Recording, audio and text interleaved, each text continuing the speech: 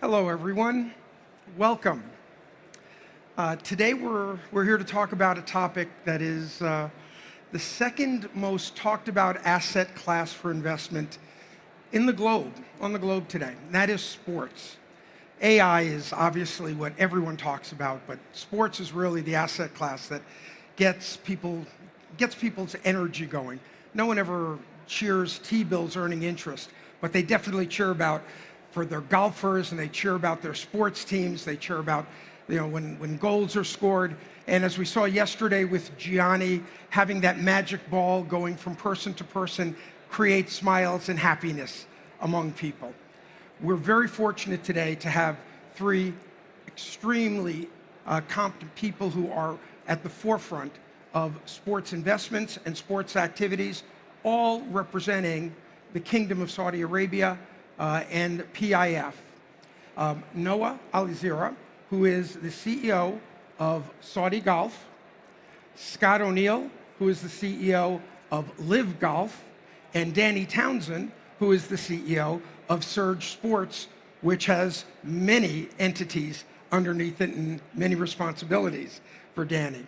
Let me start with Noah here.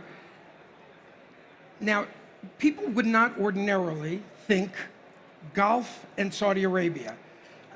Sand is not usually, we think of sand traps, but we don't usually think of sand as where golfers generally hit the ball. What is the initiative here going on in Saudi Arabia, both for getting people involved in playing the sport and in developing golf courses, and your responsibilities with Saudi Golf? Absolutely. Thank you for having me. So why golf and why golf in Saudi? First of all, our ultimate ambition and destination within golf is to make Saudi Arabia a leading golf destination worldwide. And the question that follows that is why, which I think is what you're trying to get to. Yes. Golf isn't just a sport.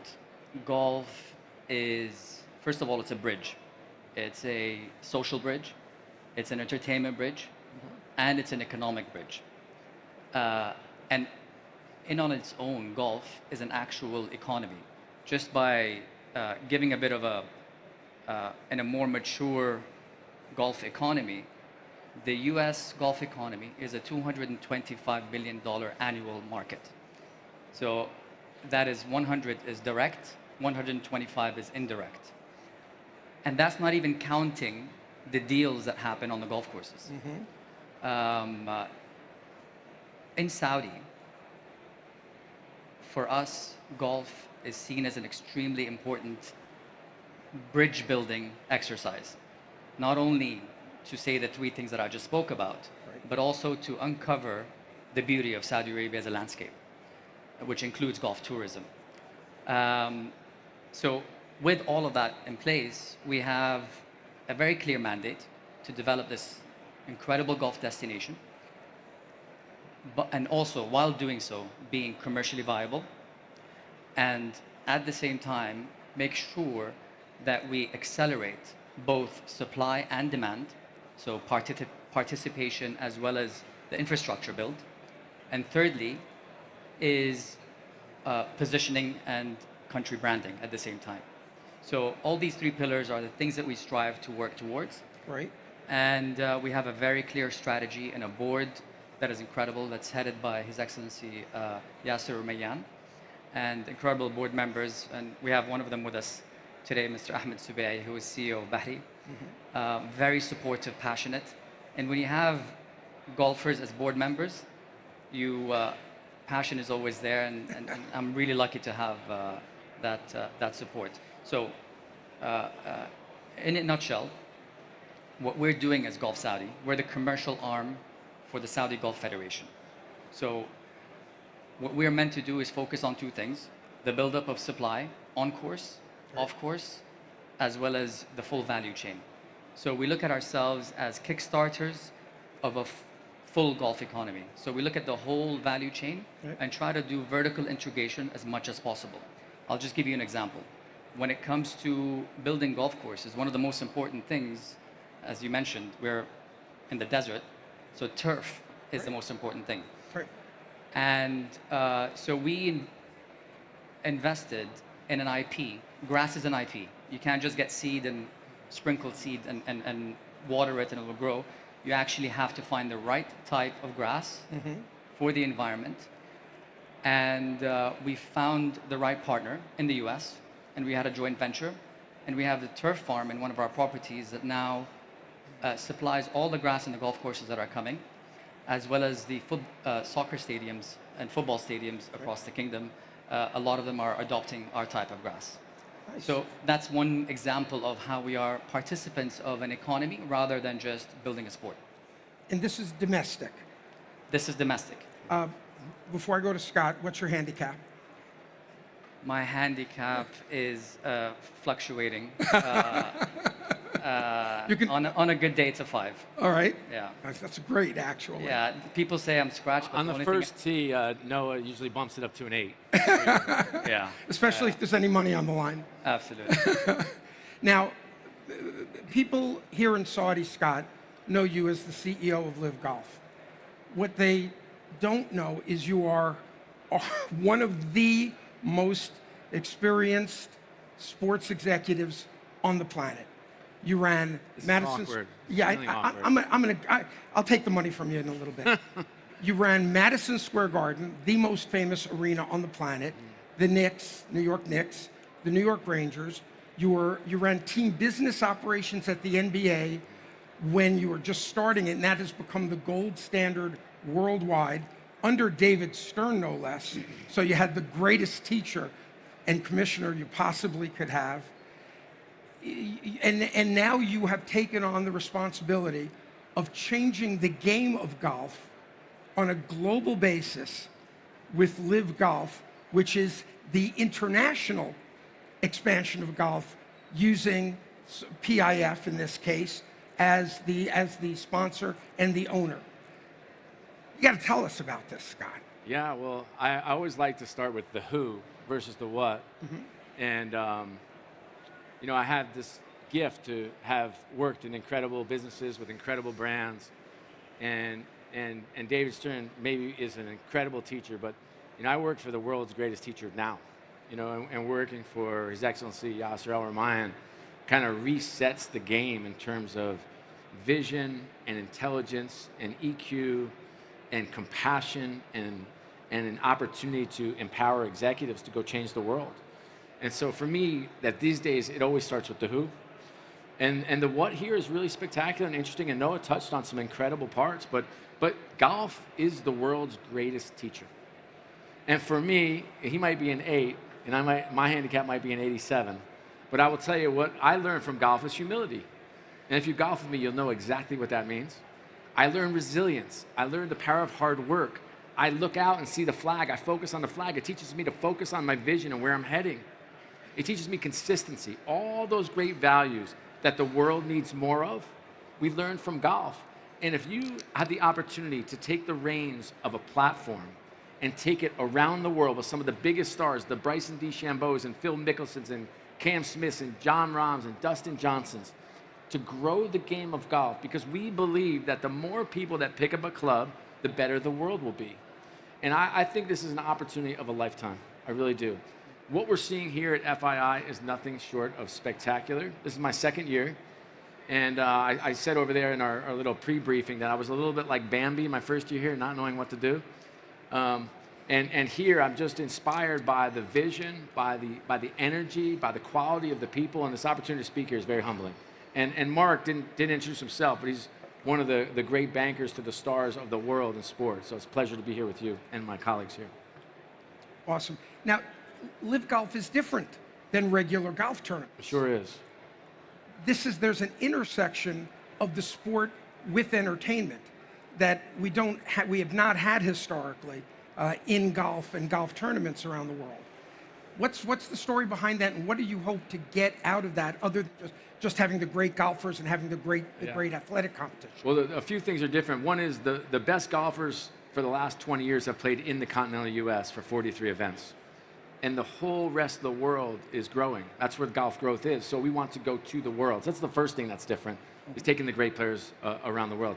Second, you'll notice is we have a shotgun start. We've been hearing for years, if you follow golf, about pace of play, pace of play, pace of play. Well, we can finish an event day in 4 hours and 35 minutes. Complete game changers to think about media and how the young next generation is taking in content. The third thing is you'll notice we have teams. Again, foreign to some, unless you follow the Ryder Cup. So team golf is also in the NCAA in college. So teams give an identity for fans. Many of our teams are based around national geography, national regions. So we have a South African team, we have an Australian team, we have a Korean team, we have a UK-based team, and notice we actually play events there. So we have almost hosts. Mm-hmm. And this next generation of kids are picking up a golf club for the first time, and they put a Ripper hat on. That's the name of our team, Camp Smith's team. And in South Africa, these kids, the first time they pick up a club, they're gonna have a Stinger hat on. And that matters in terms of building affinity and connectivity, and hopefully gets them to consume this product bigger and better. Wasn't South Africa sold out the minute within a few days after you announced South Africa as a host venue? We're very fortunate in that in my first month on the job, the Stingers, the team came to me and said, we want to play at home. And I said, look, it's really simple. We need government support, we need a big sponsor, and we need a golf course. 6 months later, the Minister of Sport, Gaten McKenzie, is sitting in front of us saying we want to do this. He's saying, hey, here are the sponsors we can bring, and here are 3 golf courses that will take you tomorrow. And voila, we turned the fountain on, and 40 hours later, we're sold out. It's a pretty incredible story. Yeah. Danny, SURJ Sports is a relatively new operation. You came on board in 23? 23, yeah. 23. And it was to be basically the holding company for PIF's investments in sports around the world. Now, LIV is held separately, certain separate companies. Here in Saudi Arabia, also the soccer teams, for example, football teams are held separately, but many of the investments are under you now, including others that are now being done here in Saudi Arabia. What started as basically a way for all of these parties that wanted PIF money as an investment has now morphed into something in a short period of time, something very, very different. Please tell us how it started for you and what it is now. Yeah, thanks, Mark. SURJ was set up as a wholly owned subsidiary of the PIF, and largely to put some strategy around how the PIF thought about sport more broadly and how it sort of coexisted with the rest of the sporting ecosystem in Saudi Arabia. Stakeholders like the Ministry of Sport, the federations, the giga projects within the PIF. And as we sort of shifted our focus more broadly in the PIF around GDP accretive investments that really were about driving the sport economy in the kingdom. And you can't do that by investing in nascent IP within the kingdom. You've got to go and invest in world-class IP, right, and then bring that IP back into the kingdom in some way, shape or form to start driving foreign domestic investment, job creation, all those other things. So we are a sports-specific investment company, so we don't do anything else. We're not a company full of bankers, we're a company full of sports executives who understand the sporting landscape. So we're able to identify where we see sort of the growth vectors in sport more broadly, the sports that resonate back into the kingdom, and then go and find sort of pockets of those sports that we see value in and that we see IP that is transferable back into Saudi to inspire young people. And when you think about the job of what Vision 2030 is all about and the diversification of the economy, but more importantly in sport, the well-being and social change that comes with sport. It's very unique. You said it from the outset. Sport has a very unique way of impacting more than just the fans that like it. It builds community. It looks after health and well-being objectives. And you're not going to be able to move a young Saudi from their current habits to suddenly want to play tennis unless you inspire them, or play golf unless you put on a live golf event or one of the great events that Noah puts on at Golf Saudi. So we're about providing that inspiration that then changes their behaviour and gets them thinking about playing sport more often. So that's a really unique mandate, because when you talk to institutional investors around the world in sport, they're very focused on return profile. Like, they're just trying to get the best possible return on capital, which is fine. But we have a dual mandate, which I think makes the responsibility a little bit different to what others might have. So, yeah, we're, as I said, 2.5 years old. We've made 7 or 8 investments now. We announced our ATP Masters 1000 investment last week in Paris, which was a big, thank you. Yeah. It was only 2.5 years in the making. Things don't happen that fast in sport, let me tell you. But it was really a vote of confidence for what Saudi has done more broadly in sport. Since 2019, had 100 plus major sporting events here. And to be welcomed into a pretty small group of 9 cities that are entrusted with an ATP Masters 1000 license, to be given the 10th one after 35 years, I think says a lot about how far we've come. And everyone's played their role in that. So, yeah, but I think the best is yet to come. Well, you also, in addition to things like investing in professional fighters, leagues, ATP events, which are now coming in, you've moved away from renting IP to wanting to try and own IP and have more ownership to be able to expand it. Yeah. Examples of that? Yeah, look, it's a really important thing. Like, the evolution of any sort of sport and entertainment economy is you start with renting rights because, right, one, you sort of want to test whether those rights are going to resonate in the market, but it's not a sustainable plan because you can't build facilities, programs, coaching around rented assets. And the best example I could give you is tennis, right? The reason why we went after an owned asset is the Ministry of Sport have invested in rented assets, the ATP Next Gen in Jeddah, that's been great. And then they had the WTA Finals, which is on next week in Riyadh, which is also fantastic. They're both owned by the WTA and the ATP. They're not owned by Saudi Arabia. And at the end of that rented period, those entities will shop those assets to other countries. And whoever pays the most amount of money will typically get those events. Now the ATP Masters 1000, we own that event in perpetuity. We can build tennis infrastructure around that. We can build more tennis courts around Riyadh and Jeddah and the other cities. And then we can build development programs, elite academies, coaching. You can't do that if in 2 years from now that event that is the fulcrum for the sport in the country gets taken away. So it's a concerted effort for SURJ to go out and invest in global sports IP, but own assets that we control their destiny. We can build around them with other stakeholders, whether they be the giga projects, whether they be the federations, the ministries. But yeah, certainly owning is a far better path than renting. So I have a hypothesis, and I'm going to ask for your opinions of this. I believe there is a shift in the center of gravity in the sports world. If you follow history, in the early part of the 20th century, Europe was the center of gravity for sports. After World War II, that shifted to the United States and North America. Beginning of the 21st century, that shifted to Asia. Didn't last very long, but that shifted to Asia. I see a shift happening to the Middle East for all the right reasons. There's a desire for tourism, building of infrastructure, capital being needed, a desire for greater health and participation by a younger population base. But it also requires vision, and it requires people to have an end goal. What I'm going to actually ask you folks is where, as we now have our last couple of minutes, where you actually hope to see Saudi Arabia in particular, but this region, where do you think it should end up for golf, for live golf, and maybe more, and Danny, obviously, for the broader perspective of SURJ Sports?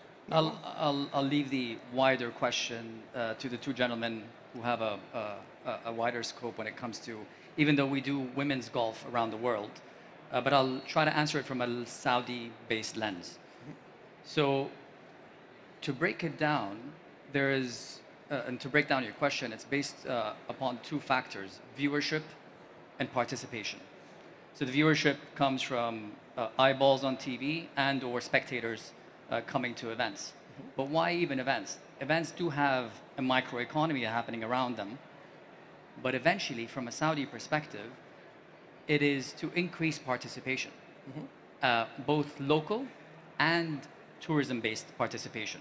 So we have a very clear goal in Gulf Saudi. It's to move from 5,000 on-course golfers to 46,000 on-course golfers by 2030. It's a huge ambition. So everything we do is revolved around increasing that participation. Okay. Golf tourism, because that comes as a byproduct of showcasing the events that get held in Saudi, showcasing what's there and what's available. Right. Just to give you some numbers, the average, so the 2024 market for golf tourism was approximately $24 to $25 billion. Yep. So we want to make sure that we capture part of that as we develop the golfing trail. Got it. Scott, where do you want to see live and sports that you might be able to take here in the Middle East? Yeah, just really quickly, just given in the interest of time, I will say that I think that social media and media in general and how we consume media, Yep. whether that be YouTube or X or TikTok, has created a democratization of sports. And I think the answer is global. And so while so much incredible energy is coming out of this region, in particular Riyadh, the way I think the lens of sports should be going forward is through a global lens. Yeah, and I think look, to add to that, Scott and I come from countries, and as you do, Mark, that are extremely mature sporting economies, and therefore there is, in my opinion, a lack of ambition and dynamism that is there in those markets at the moment, for good reason, because they've been developed over such a long time. I think what's important around that shift is that you have a part of the world, and it's not just Saudi. I think the Qataris have demonstrated that. The Emiratis have demonstrated that there is a conviction, a capacity, a capability, and an ambition that exists here that doesn't exist anywhere in the world right now. And that's not a 1 or 2 or 3 year ambition. That's a 10, 20 year ambition. So, the Chinese had a crack at it there in the early 2000s, and I don't think they demonstrated the same level of commitment that we get out of our leadership around being authentic in our commitment to changing the sporting landscape here and abroad. So I think certainly that's your assessment is absolutely bang on. It's the reason why I'm sure, without speaking for Scott, the reason I'm here is that there is no more exciting place in the world to work in sports right now than right here. Awesome. Thank you. Thank you all very much. Thank you, Marc.